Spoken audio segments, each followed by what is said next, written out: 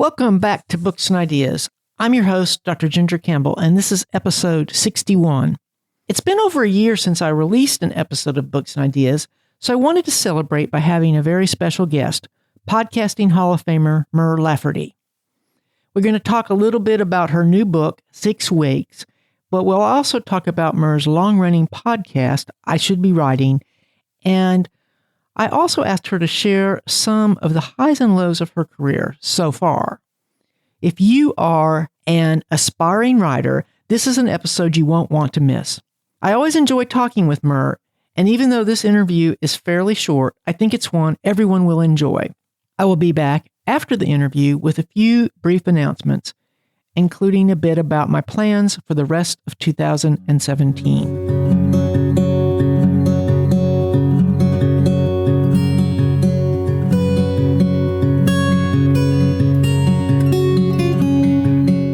It's really great to be talking to you again. It's hard to believe how long it's been. I know, it's been forever. I was looking back and I realized it was 2013. I didn't realize it had been that long. Wow. And it's even harder to believe that it's been 10 years since we first met, that time when I went up to Durham to go to the Podcast Academy. Ah, yes. It seems like forever ago. But I guess we've both been busy all that time. Anyway, I'm really happy to have you back on Books and Ideas. Yeah, thanks for having me. And since you're one of the people who inspired me to get into podcasting, I wanted to congratulate you for being inducted into the Academy of Podcasting Hall of Fame. Oh, thank you. Yeah, that was a shock, but it was exciting. Rob Walsh got in last year, so did you get to catch up with him at WorldCon since it's in Kansas City? Yeah, we talk on occasion, but I saw him at WorldCon. Yeah, I think he was really excited about that being in Kansas City. Are you going to go to Helsinki? Yes. Wow. Yeah, I've been looking forward to that for a while. So would you go to WorldCon if you were not a writer? Is that really a place that the writers go to smooze with each other, or is it more, or are there fans there too? There are fans. It's a fan convention, but I don't know if I would go. It's hard to say. I've been a writer or wanted to be a writer my whole life, so it's hard to imagine what I would do if I wasn't. So the last time we talked, you had just won the John W. Campbell Award for Best New Writer, which is given out at WorldCon, and you had published The Shambling Guide to New York City. I know that since then you've published The Shambling Guide to New Orleans, which I enjoyed, and your new book is out now called 6 Weeks. Yes. Of course, that's our excuse for talking, but before we get into that, for the sake of any listeners who don't know your work, I was wondering if you would start out by talking a little bit about your long-running podcast, I Should Be Writing. Sure. My podcast, I started it in 2005. I was already a podcaster, but at the time, to my knowledge, I hate saying this is an absolute because there could have been somebody else out there, but to my knowledge, there was only one other writing podcast, and that was Michael A. Stackpole's The Secrets. And that talked to people from a very established writer's point of view. And while it was great, he didn't cover all the problems I was having, which is the crushing self-doubt you get when you get a rejection, or how you think you're the only one who has certain problems like the writer's block or procrastination or whatever. And so I wanted to do a podcast for a wannabe writer from the perspective of somebody who was starting their career. So that's when I Should Be Writing started in 2005. Did you start before iTunes? Yes. Actually, I started podcasting before iTunes. I think I Should Be Writing and iTunes came out around the same time. I can't remember. I think that's how I found you, although I was more of a Geek Fu Action Grip fan. Yeah, I think iTunes started supporting in June or July of that year, and I Should Be Writing in August. So yeah, my second podcast came out after iTunes. So Geek Fu was first? Yes. And so you had to code your own RSS feed and all that kind of stuff? Yeah. I found a blog plugin that would help me with that, but there were lots of bugs. Yeah, I didn't aspire to do podcasting until iTunes, but the minute it appeared, which I remember it very vividly as being July of 2005, because as soon as I listened to my first shows, which I think was you and The Signal and maybe This Week in Tech, I was like, I want to do that. I want to do that. Mm-hmm. I never could do the style you do where you share your vulnerabilities, though. I really admire that. Oh, thank you. That's actually what's made the show successful. I don't have wisdom to give from on high, but I can certainly say that all of the anxiety people are feeling, I've probably felt it too, and it's probably normal. So it's okay. That's pretty much my entire message from my show is it's okay.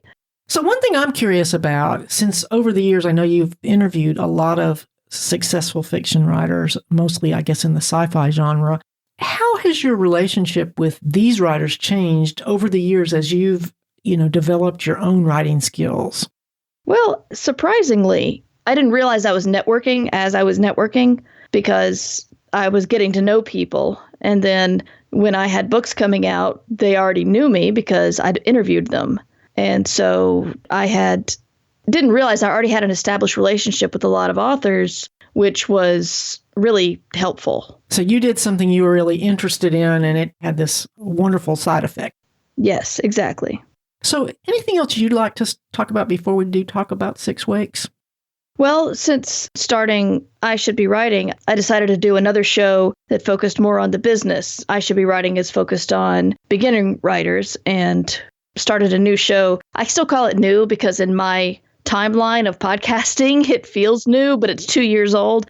A show called Ditch Diggers, where my friend Matt Mollis and I talk about writing from the business point of view. And that's a very different kind of mindset. So I Should Be Writing is supportive and clean, and Ditch Diggers is matter of fact and explicit.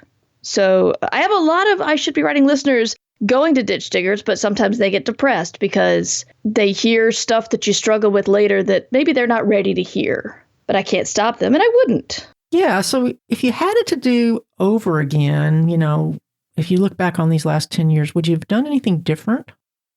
Gosh, I don't think so. The really cool thing about getting into podcasting at the beginning was you didn't know what worked and what didn't. So even if you did something that didn't work, you learned something and helped other people along to learn that they shouldn't do that either. So even if you're trailblazing and you're going in the wrong direction, you at least tell people, there's a pit over there you don't want to go. So even my mistakes and failures, I think, really helped create what I am today and what podcasting is. Yeah, because I can remember thinking back on when I first started listening to you, there was a point where you hadn't quite really made the commitment to being a full-time writer. Do I remember that correctly? Well, I was a full-time writer just in the way that I'd been laid off. So I was a freelancer that was trying to do anything I could. So that included writing and podcasting. That seems to be the same, but I don't know if you consider it that. Well, I guess what I was thinking of was it seemed like there was a point, I got the impression, of course, we're not close, so this is a very sideways thing for me to say, but that there was a point at which you were still sort of looking for a real job, so to speak, and then there was a point at which you said, wait a minute, and I'm sure it wasn't a point, I'm sure it was a hard internal struggle, a point at which you realized, if I'm going to do this, I've got to give it my all. Well, not exactly. I was a writer and podcaster for several years, and then my daughter went to elementary school, and I thought, if I wanted to get a day job, now would be the time to do it. And so I went out and got a day job, and then I worked for a year and then got laid off. So it was time again to be the full-time writer because didn't really have a choice. So the good thing you're a writer. Think about those people who get laid off and aren't writers. Yeah. They can't lay you off from being a writer. No. So you want to talk a little bit about 6 Wakes, and because of the nature of it, I'm going to sort of let you tell what you want people to know about the book, since it's sort of a whodunit. Sure. 6 Wakes is a clone murder mystery in a generational starship where there are 6 clones wake up in their cloning vat, and cloning is used to extend life, not multiply it. And they wake up around their own murdered bodies, and there are only 6 of them on the ship, so they know that one of them had to have done it, but they're all either dead or in a coma, so they don't know which one of them actually killed them. And there are lots of terrible things happening on the ship as well, so they have to fix the ship and try to figure out what happened in the years that are missing from their memories. Yeah, it's a really interesting take on the old 6 people trapped in a room. Who's the murderer? Yeah. Are sci-fi mystery novels very common? I don't know. Did you find that you were one of those, they couldn't figure out what genre you were, whether it was sci-fi or mystery, or were you established enough that it didn't matter?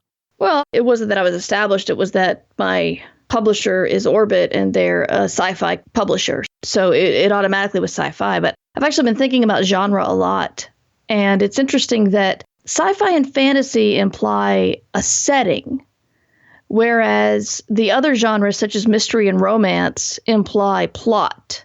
So with romance, you know you're going to get a romance, love story, and a happily ever after. With mystery, you know you're going to get some kind of murder or otherwise whodunit strange thing going on, and it should be solved by the protagonist. But with science fiction and fantasy, that tells you in what world the story's happening. So you can put romance in sci-fi fantasy. You could put mystery in sci-fi fantasy. I didn't set out to write a mystery. It just kind of happened. The cloning part was the seed idea? Yeah, pretty much.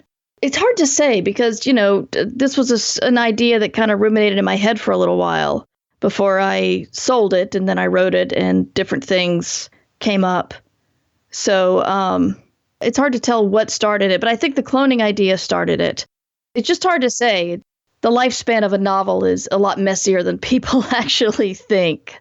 Yeah, and what I'm interested in, actually, to be honest, is since I've watched your work over the last 10 years, I'm interested in whether this book was different to you in the process of writing it. How did it compare to the stuff that you wrote before? Well, yeah, it was really different. I'd never written a mystery before or anything close to a mystery. It was a challenge to figure out what to do and how to do it. I read a lot of Agatha Christie to prepare for it once I realized I was writing a mystery. Yeah, one of the things that it seemed different to me compared to the other books of yours that I've read was a larger cast of characters. Right. In terms of giving each one of them a real backstory. And even though Maria seems to still be sort of the main character, it's not like in the Shambling Guide where you have, I forgot what the main character's name is. Zoe. You have a clear main protagonist. Right. Well, I had to give a lot of different people the spotlight because you couldn't tell who was the focus because you had to figure out who did it. So Maria was the protagonist, but I had to give everybody their own voice to make sure that the reader was properly confused. Or sympathetic or not sympathetic toward the characters, depending on the characters. Yes. And of course, cloning did bring up a lot of interesting ethical questions. Yes. Have you considered writing another book in that same world? I mean, now that you've created this really interesting world. I have considered it. The book does not end on a cliffhanger, but it's a generational starship with a lot of people asleep and a lot of people in the database. So the potential for more stories is high. But I realized recently that because one thing people love about the story is the mystery, if I write another one, there's going to have to be that mystery element as well. And you don't know if you really want to write another mystery. Yeah, well, I had fun writing this one. It was just something different I'd never approached before. So it was a lot of studying the greats and trying to figure out where to go. I only had a 1-book contract, but I'm going to be proposing another 6-week story to my editor to see how that goes over. What about the chances of 6 Weeks being made into a movie? I mean, it seems like a natural movie to me. It does, but I have zero control over that. Hollywood is its own machine. I have Hollywood agents that work with my literary agent who are representing the book. So they're in charge of whoever wants to make it into a movie. They'll talk to them and then eventually I'll hear about it. So yeah, I'd love for it to become a movie. So was one of the Shambling Guides going to be made into something? Netflix bought the rights for both the Shambling Guide New York City and Ghost Train to New Orleans. They announced it last May, I think. I got the deal 3 years ago, but they only announced it last May, and I haven't heard anything since. That must be frustrating. A little bit frustrating, but, it was free money, so I can't complain too much. But it is frustrating. Almost every day I feel like I see a new Netflix series show up.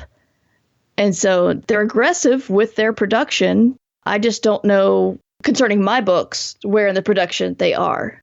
Yeah, that's a little frustrating, but I still have hope. They still have the rights. I don't know anything about how this works. When they actually make it into a show, then you'll get more money? Yes. Yes, they pay a little bit for the option, and then if they actually make it, you get more. Well, I'm hopeful for you. Thank you. Me too. So, on the subject of movies and awards, I noticed that last year that John W. Campbell Award went to Andy Weir, the guy who wrote The Martian. Yeah, I think so. I read an interview of him where he said that his next book wasn't going to be so science-y, which I found a little discouraging because I thought one of the great things about The Martian was it was really science-y. Yeah, I think that's one of the things that really spoke to people was the science.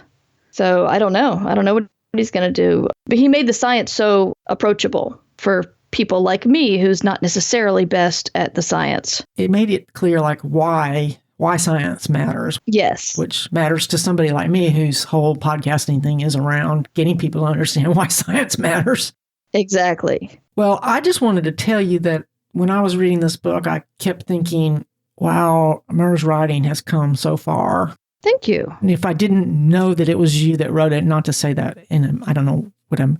No, I understand what you mean. My mom said the same thing. I mean, I've always loved your writing, but I remember when it was kind of rough around the edges, and this book, to me, seemed totally polished. I missed your wry sense of humor, although Maria had it a little bit, and what's his name, Hero had it a little bit.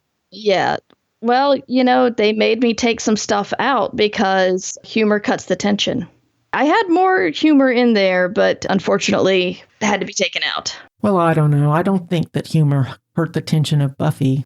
Well, yeah. Well, I'm glad to know that you haven't lost your humorous touch. You just got edited. Well, these things happen. Well, I don't mean to say anything bad about my editors. I think they really did a good job helping me shape the book into something that people liked. There were some parts that were heavily massaged to push the book in a slightly different direction that I think made it a better book. So if I'd self-published it, it would not have been nearly as good. But yeah, they did ask me to cut some of the humor for attention purposes. So that's an interesting point because I was wondering, since you did start out using audio podcasting as a way of getting your work out early on, and then, now you've written to the mainstream publishers, I guess that's one of the main advantages of having a publisher, theoretically, is having this help with editing, although I've heard that's not always what happens.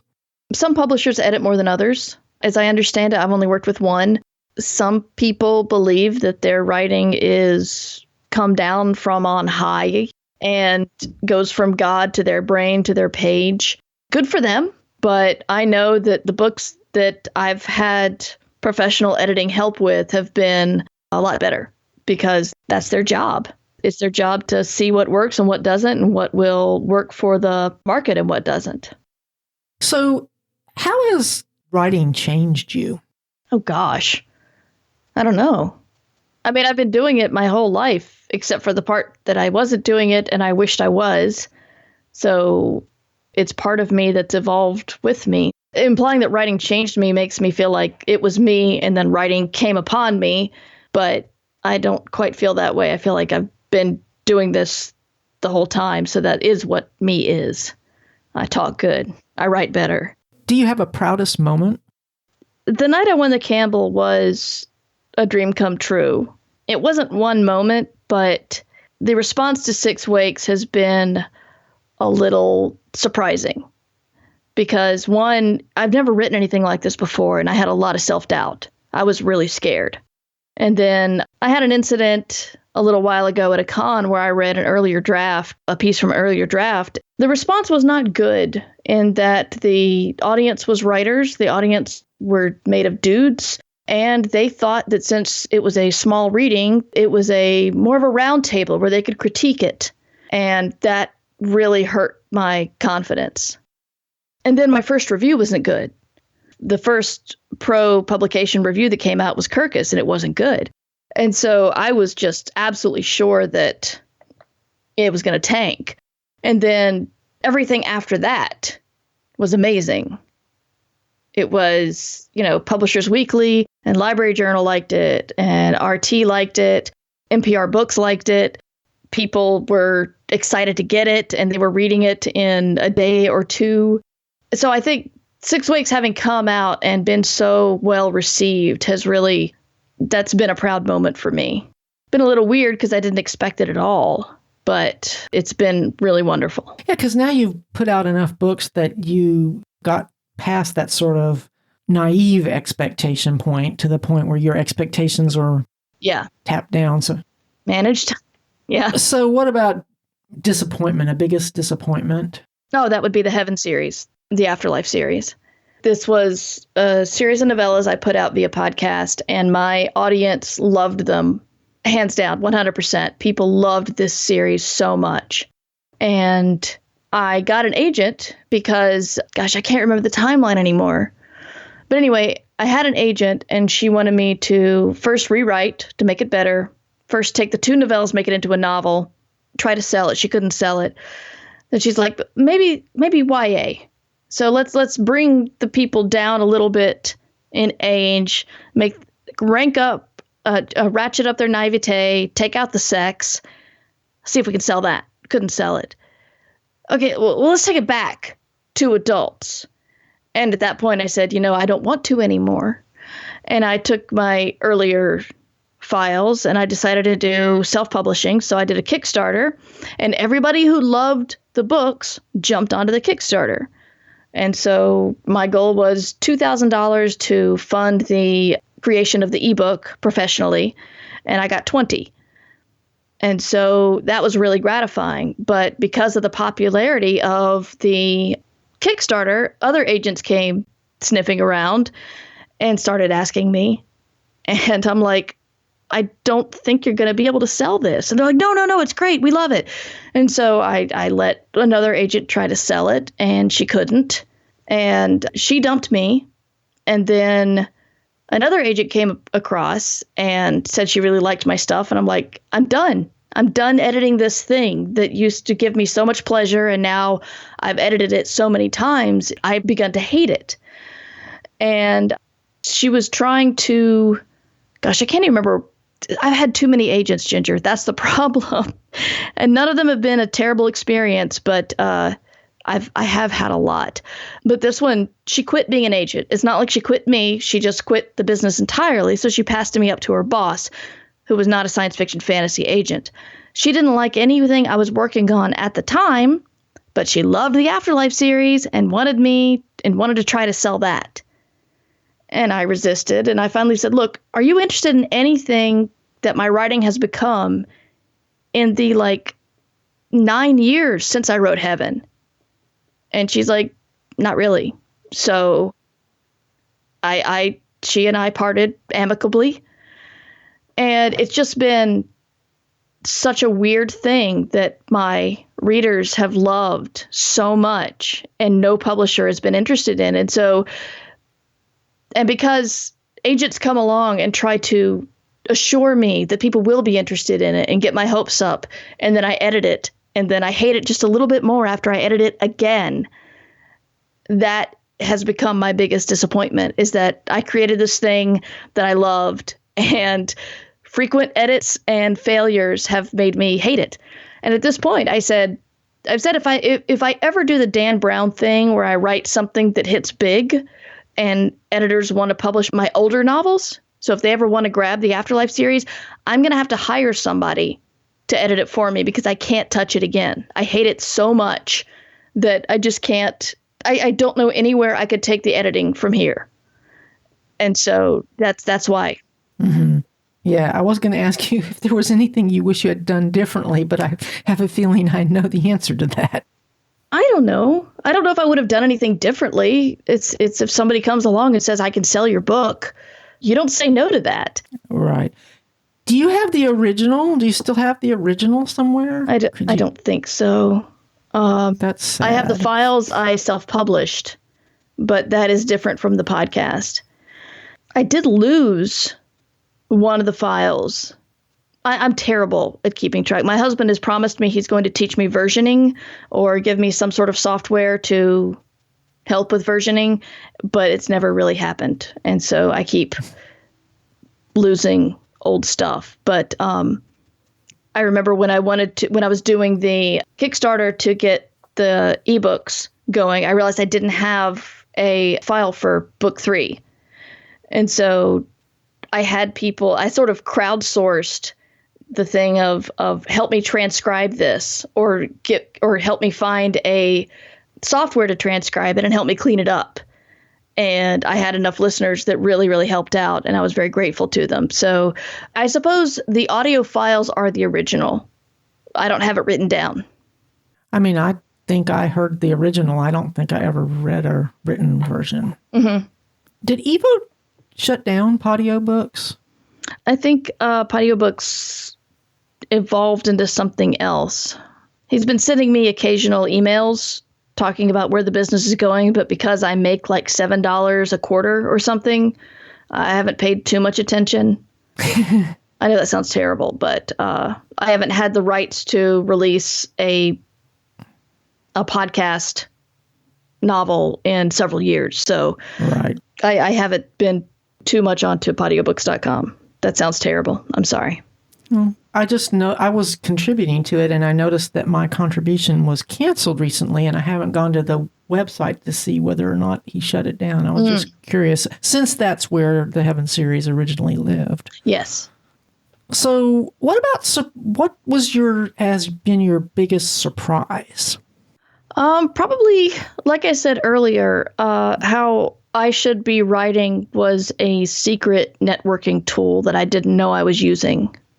That because I'd interviewed people like Connie Willis and John Scalzi and Neil Gaiman early in my podcast career, that would make, it's not like anything's paved the way for me, but I always tell people on my podcast that networking is like putting a drop in a bucket.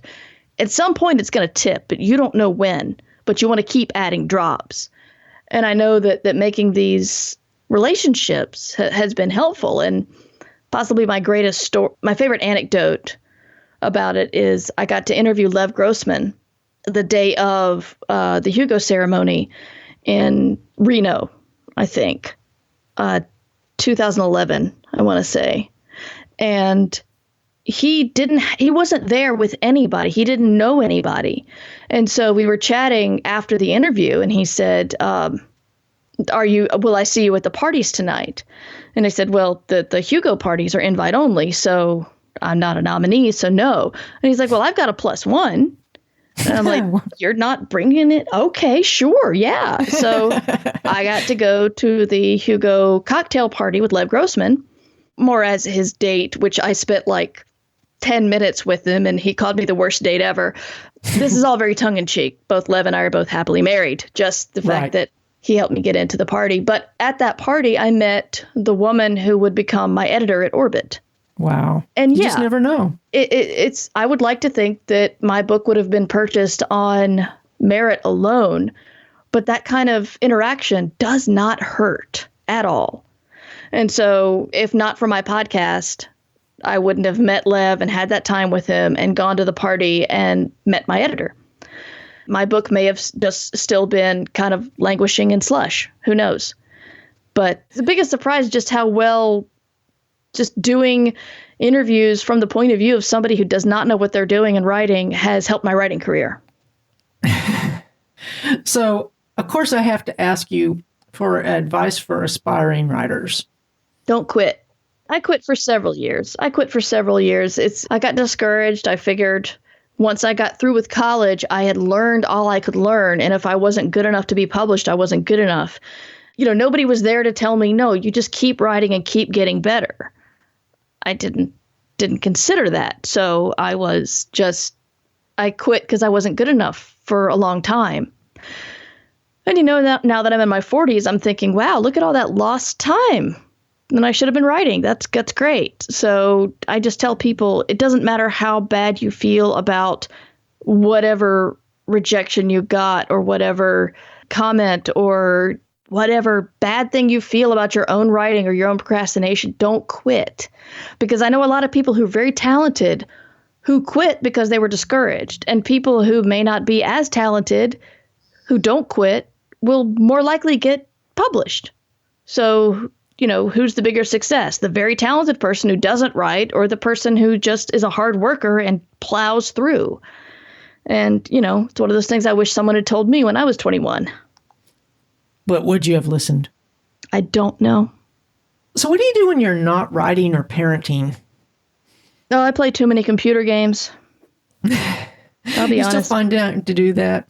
Oh, yeah. Well, you said when I'm not writing or when I'm not parenting, that's, I like to garden. I like to run when it's warm, and I like to play computer games, tablet or we have almost all of them, I think.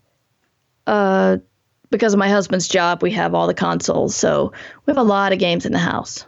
Do you have a favorite genre? It used to be RPGs. Actually, it still is RPGs. Skyrim and Dragon Age. Different games, but both in the RPG area. But lately I've been playing a lot of Overwatch, which is the online shooter from Blizzard, which I resisted for a long time, but because I'm not good at shooters. But my daughter pointed out that there are a lot of support characters, a lot of people laying traps, a lot of people healing. And so once I got involved in, I could play a rollerblading DJ who can shoot sound waves and push people back and heal people at the same time, I was in. Yeah, I don't play multiplayer because I like shooters, but I'm bad. You should try Overwatch. There are a lot of options, a lot of different. There are people who, once they lock on, they can just shoot a stream of healing, a stream of damage, whatever, and you don't have to focus so much. Also, Blizzard, unless you can have voice chat on if you're a masochist, but you turn voice chat off, you don't have people yelling at you. You can say things like thanks and hi and need healing, and you don't get the abuse that is all too common in online gaming these days. Yeah. I'm kind of looking forward to the new Mass Effect because that's the only RPG that I've ever really gotten into. In fact, I actually played the third game twice to see if I could get my character to survive at the end. And I played as a female shepherd, so that I think that was a big part of what made it work for me. I mean, I was amazed when I got done how invested I was in the character. I found it very interesting.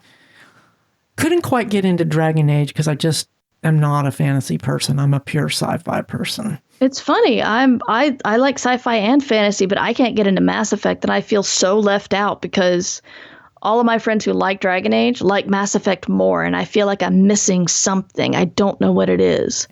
And I actually interviewed, I've done an interview with a woman who used to do a show about video game music. Unfortunately, she lost her funding. She was working for a public radio station in Minnesota, so she's not on anymore. But if you ever want to listen to the old episodes, it's called Top Score. And I also interviewed the woman who wrote the novels that go with the Gears of War game. Oh, cool. And she's also written some Halo novels. And she was a really interesting writer to interview. But how can my listeners find your work? Besides, obviously, on Amazon. Yes, Amazon and Barnes & Noble. And my website is murverse.com. That's where you can find all of my writing and novels. That's the same thing. Sorry, writing and podcasts. And I am fairly active on Twitter at Mighty Mur. And Mur is exactly how it sounds. Don't make it too difficult on yourself. It's M-U-R. A lot of people try to put more vowels in there. It's just basic. Or more R's. Yeah, we're kind of old school since we got on Twitter back in the day when people, didn't use their names. So yeah. I have Doc Artemis and you have Mighty Mur. And yeah. So since I have read Six Wakes and it's going to be a while, I can't wait till the audio version comes out. I'll listen to it again out. Then. But it's is out. It out now? Yeah, it came out a week after the print version came out. Okay, so I'll have to get that. Did you narrate it yourself? Yes. Fantastic. I just, since I grew up listening to you as a writer, I just like to listen. So given that I've done that, what should I read next while I'm waiting for your next book? What are you in the mood for? Serious, whimsical, fun, makes you think? Because I've got a lot of good books that I read last year and this year that I'm happy to tell you in what just tell me the direction you want to go. What about Connie Willis's new book? Connie Willis's new book is one of those things where I devoured it in a couple of days and I loved it. And then I read some criticism of it and I thought, yeah, I guess you're right. But I still devoured it in 2 days and loved it. Basically, if you're a fan of Connie Willis, then you'll probably see a lot of the things coming because it's a Connie Willis sci-fi romance, but it's still just a lot of fun. If you're looking for fun escapism, I'd say Long Way to a Small Angry Planet by Becky Chambers. That one it's like Star Trek. It's like you've got an ensemble on a ship. They have adventures. It's not each chapter is an adventure, but each person kind of gets their own encompassed adventure as they're heading towards a final destination.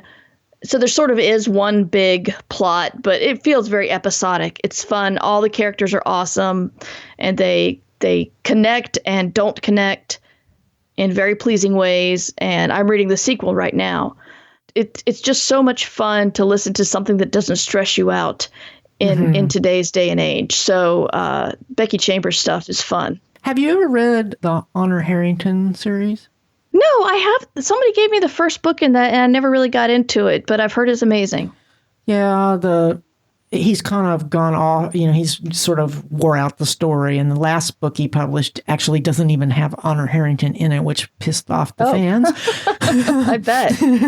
But I would recommend skipping the first one and reading the second one, which I think it's called something like In the Queen's Honor or something like that. Anyway, the second one's the best. So, okay. Well, I have really enjoyed getting to talk to you again, Mur, and I hope we meet each other again face to face someday. Yeah, it's always fun talking, Ginger. Thank you for having me on. And I warned you I haven't put out an episode of this show in a year, but you'll still reach hopefully a few new readers, I hope. No, that's great. Thank you. I'm glad to hear that Six Wakes is doing so well. I mean, I never read the reviews, of people's stuff before I interview them. I always want to just come in from my own point of view, and I ignore all the stuff the publisher sends out, and I ignore the reviews, so that when I'm interviewing somebody, that's not influencing what I ask. So right. I'm glad to hear that it's doing so well, because you've worked really hard and you deserve the success that you're having now. Thank you so much. That's really great to hear. I appreciate that. And thanks again for getting me into podcasting, I think. It's an addiction. Yeah. It's okay. Yeah. We're here for you. I actually would like to start some new shows, but I can't find the time. Yeah. I think a co-host might be a good idea. Yeah. But I find that. But the letting go of control might be hard. Well, you can have control, just have the co-host call in. Good point. Well, I'm going to let you go and keep on writing. Awesome. Thank you so much, Ginger. You're welcome.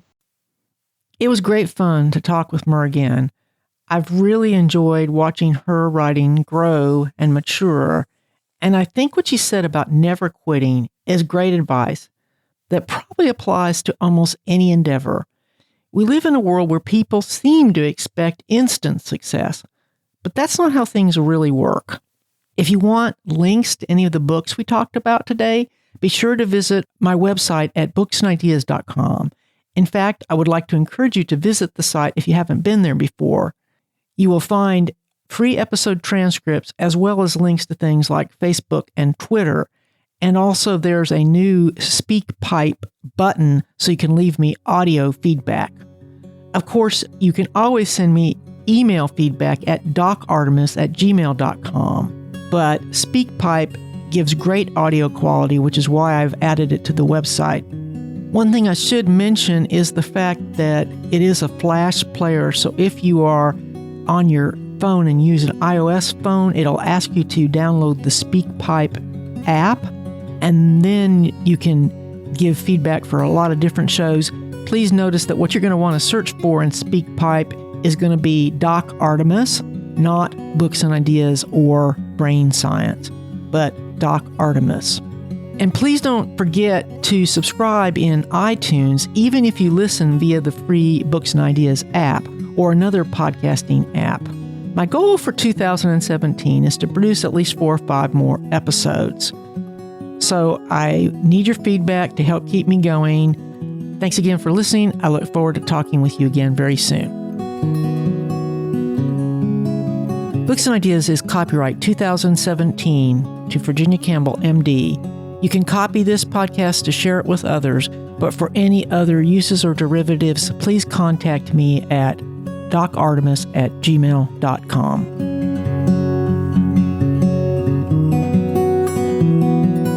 Theme music for Books and Ideas is The Open Door by Beatnik Turtle. Please visit their website at beatnikturtle.com.